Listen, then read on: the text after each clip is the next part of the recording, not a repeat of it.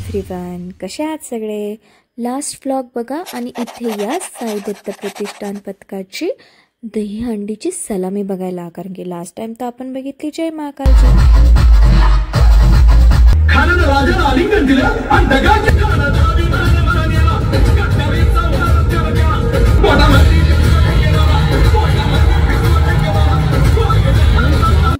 अहो जाणार हो, तुम्हीच घेऊन जाणार. आले ना आरंभ गोविंद पथक, त्यांच्या तयारीत सलामी द्यायला लावले ना थरावर थर. किती थर? 5 थर. 5 थर लावून दिली सलामी. मग काय श्री बाळकृष्ण पथक काय मागे राहते? नाही, दिली ना त्यांनी थरावर थर. किती थर? 5 थराच्या वरती 6 थर. एकमेव असे पथक ज्यांनी 6 थर लावून आपल्या गोविंदाला सलामी दिली. दंत पथक ही मागे नाही आले ना वाजत गाजत. मग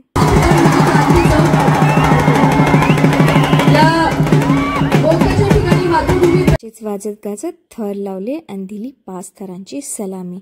बघा बघा कशी दिली सलामी, भारी वाटतं ना पाहून. मग किल्लेकर गोविंद पथक काय मागे होतं? मग नाही, चढले ना असे थरावर थर लावून आणि छोट्याशा गोविंदाला घेऊन सलामी द्यायला पोचले टॉपवरती. किती थर? 5 थर. एक दंत पथक आले. मे बी यांचं 2रं वर्ष होतं. केली ना त्यांनी तयारी. पहिली तयारी फेल गेली, काही हरकत नाही.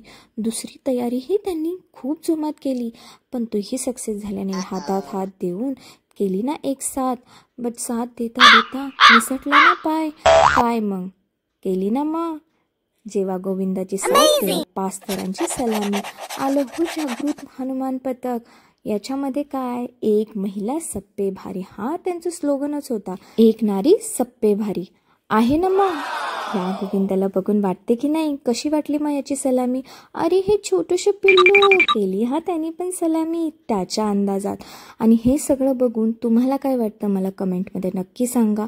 याच्यामध्ये पार्शलिटी झाली की नाही? आता तुम्हीच पुढे बघा. मी जर जास्त काही बोलले तर वाटेल की मी खूपच बोलते, पण नाही. 3ऱ्या थरावरती जाऊन 2 गोविंदांनी इथे फोडली हंडी, पण मला तर जल्लोष तसा दिसला नाही. जाऊ द्यात, ही पार्शलिटी बघून आपलं पोट तर भरणार नाही, कारण की जोश तर कोणाच्यात नव्हता. जशी की तुम्ही बघितली, हंडी तर फुटली, पण गोविंदा खुश नव्हते कोणीच. आपण खाऊया अंडा भुर्जी. भेटूया नेक्स्ट ब्लॉगमध्ये.